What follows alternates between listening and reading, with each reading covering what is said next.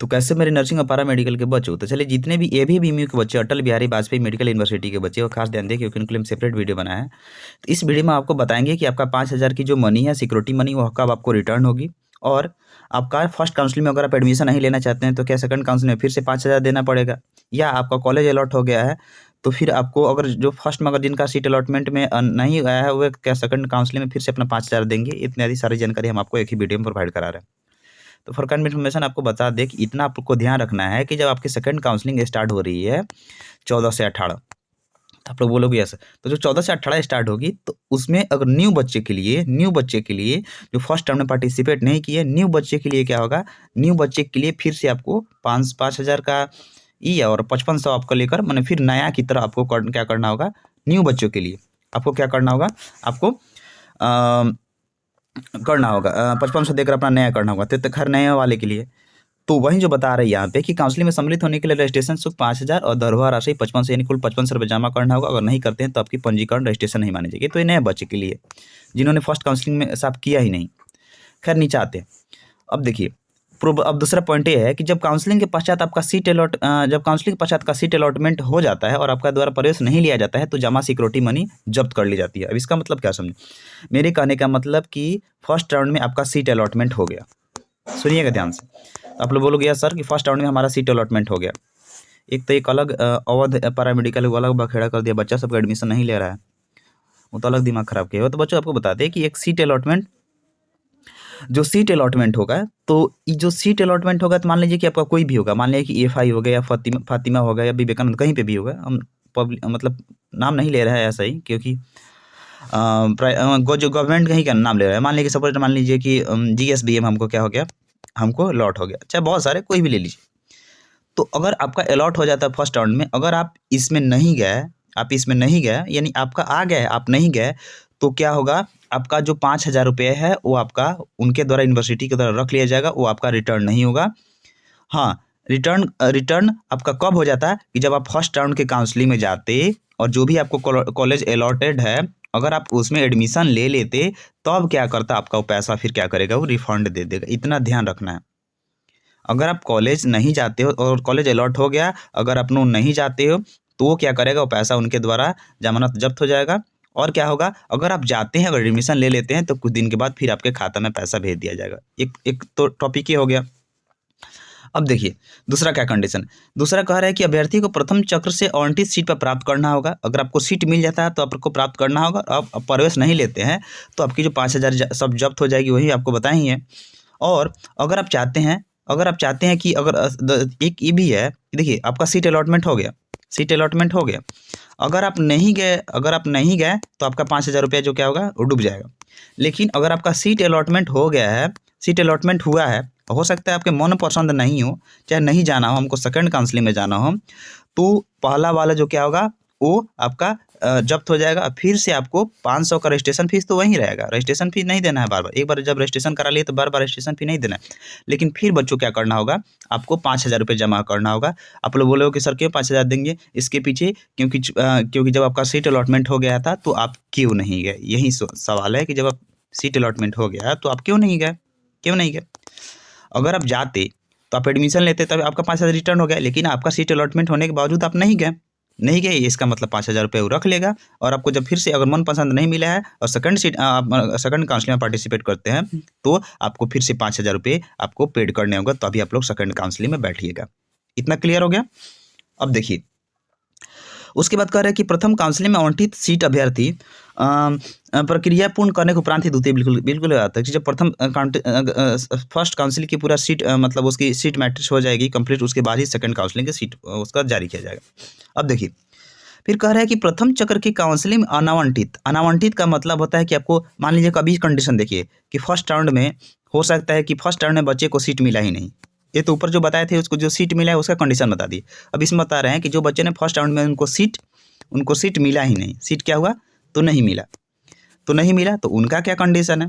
तो जिन बच्चों का नहीं मिला है, अगर जिन बच्चों का यहाँ पे नहीं मिला है तो इन्हें आपको बराबर सिक्योरिटी मनी यानी फिर 5,000 रुपये जमा करने की आवश्यकता आपको नहीं है। ठीक है, फिर आपको 5,000 जमा करने की आवश्यकता नहीं है। आप जो पहले से अगर 5500 कटाए हैं तो उसी पैसा से क्या होगा बच्चों, उसी पैसा से आपका फिर सेकंड काउंसलिंग हो जाएगा।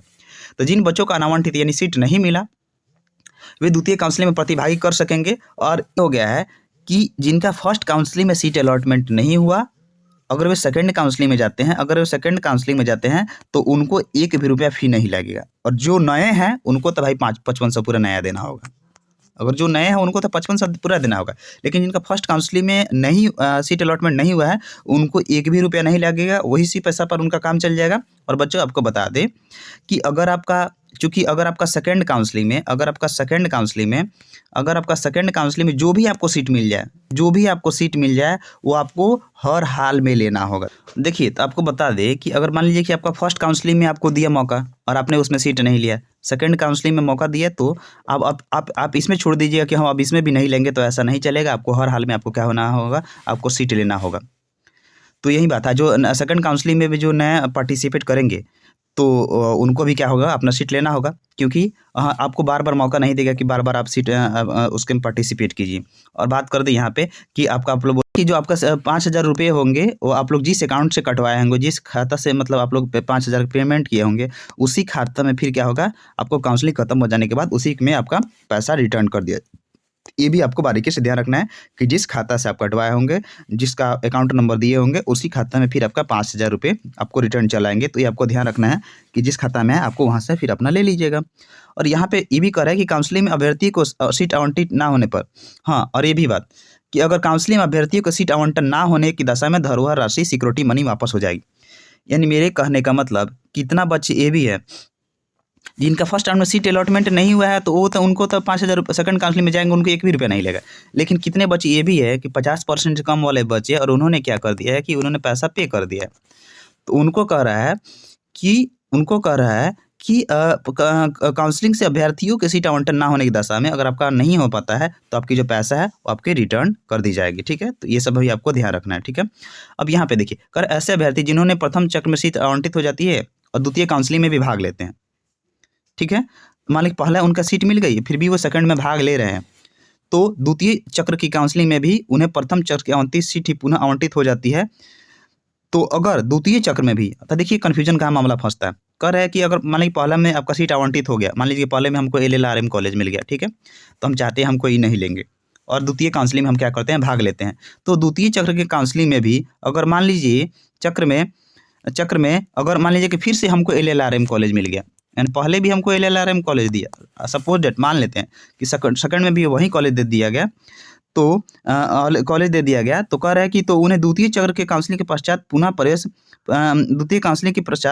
प्रवेश प्रक्रिया पूर्ण करनी होगी, अन्यथा उनका काउंसलिंग रद्द किया जाएगा और उक्त सीट को रिक्त मानते हुए मॉपअप चक्र में भर दिया जाएगा। यानी मेरे कहने का मतलब आपको जो सेकंड काउंसलिंग में आपको मिल जाएगा, आपको बार बार मौका नहीं देगा, आपको जो सेकंड में जो मिलता है उसको आपको हर हाल में आपको क्या करना होगा, एडमिशन आपको उसमें लेना होगा। ठीक है, और एक बार और बात बता दें कि जिन बच्चों का फर्स्ट राउंड में नहीं आया, जिन बच्चों का सेकंड राउंड में नहीं आया, वे बच्चे जो लास्ट में जो मॉपअप राउंड होता है, मॉपअप राउंड का मतलब होता है फेस टू फेस, यानी सामने कागज़ लेकर जाइए।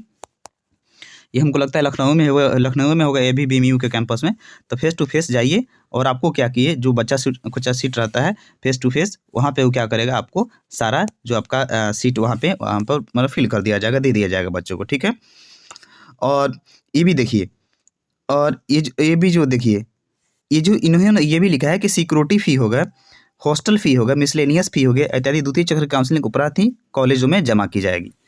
तो सिक्योरिटी फ़ी होगा, हॉस्टल फ़ी होगा, मिसलेनियस फ़ी, तो आप लोग ये भी ध्यान से देखिए कि कितना कॉलेज वाले अगर पॉलिसी ले रहे हैं तो यहाँ पे लिखा है कि सेकंड काउंसलिंग के बाद भी कॉलेज को में जमा करना है। ठीक है, तो ये सब भी आपको बारीकी से ध्यान रखना। ओके बच्चों, तो आप लोग ने फाइनली क्या समझा, आप लोग ने फाइनली यही समझा कि जो फर्स्ट काउंसलिंग में अगर एडमिशन नहीं कराए हैं, रजिस्ट्रेशन नहीं कराए हैं, उनको बता रहे हैं ना कि सेकंड काउंसलिंग के फिर से 500 5500 लगाकर फिर नया कर लेंगे, नए बच्चे के लिए बता रहे हैं। लेकिन जो बच्चे पूरा नए हैं, जो बच्चे ऐसा अभ्यर्थी जिन्होंने प्रथम चक्र में सीट आवंटित हो गया था लेकिन आप लोग ने प्रवेश नहीं लिया, हो सकता है कि कहीं घटिया कॉलेज हो सकता है आपकी मन नहीं हो, तो फिर क्या करना होगा, आपको 5,000 रुपये फिर पेमेंट करना होगा और आपको क्या करना होगा, सेकंड काउंसलिंग में तब आप भाग ले सकते हैं और पहला वाला जो है वो जमानत जब्त हो जाएगा। अगर आपको सीट अलॉटमेंट हुआ ही नहीं तो आपको 5,000 देने की आवश्यकता नहीं है, समझ गए ना। और सेकंड काउंसलिंग में जो भी आपको सीट अलॉटमेंट होगा वो आपको हर हाल में लेना होगा, इतना ध्यान रखना है, ठीक है। और जिनका फर्स्ट राउंड में नहीं मिला, जिनका सेकंड राउंड में नहीं मिला, उनको मॉपअप राउंड में फेस टू फेस इनको दे दिया जाएगा, इतना ध्यान रखने है। अंडरस्टैंड, समझ गए पूरा, बताया ना आपको फेस टू फेस। तो मॉपअप राउंड में वही अभ्यर्थी जा सकेंगे जिनको फर्स्ट राउंड में और सेकंड राउंड में आपका कोई सीट अलॉटमेंट नहीं होता है, तब आपको मॉपअप राउंड में जाएंगे, यानी ये सबसे लास्ट में होगा। और ऐसे अभ्यर्थी जो फर्स्ट राउंड में नहीं कहा आपका रजिस्ट्रेशन करा है, सेकंड नहीं करा है, तो ऐसे अभ्यर्थी मॉपअप राउंड में ऐसे अभ्यर्थी भी पंजीकरण कराते मॉपअप राउंड प्रतियोगिता में भाग ले सकते हैं।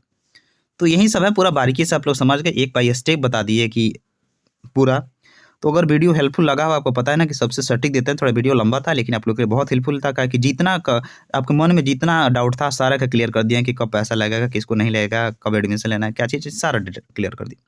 अब बच्चा सेकंड काउंसलिंग है तो स्टार्ट होने दीजिए, और नेक्स्ट वीडियो में बताते हैं कि जो फर्स्ट राउंड में कहाँ तक कट ऑफ वाले बच्चे को गवर्नमेंट कॉलेज मिल गया है। वो बहुत इंपॉर्टेंट वीडियो है, ताकि बच्चे को सेकंड के लिए एक पता चल जाए कि हाँ इतना तक हमको होगा कि नहीं होगा, चाहे हमको इतना मार्क्स है हम लोग फिल कर सकते हैं नहीं। तो okay, thank you so much, channel से जुड़े रहिए। बहुत मेहनत लगता है, 3 घंटा 4 घंटा लगता है, तो अब एक वीडियो रिसर्च तैयार होता है, ताकि बच्चों एक भी मिस ना हो, क्योंकि उतना 1000 बच्चे देखते हैं तो गलत कैसे बताया जा सकता है। तो इसीलिए चैनल से जुड़े रहिए।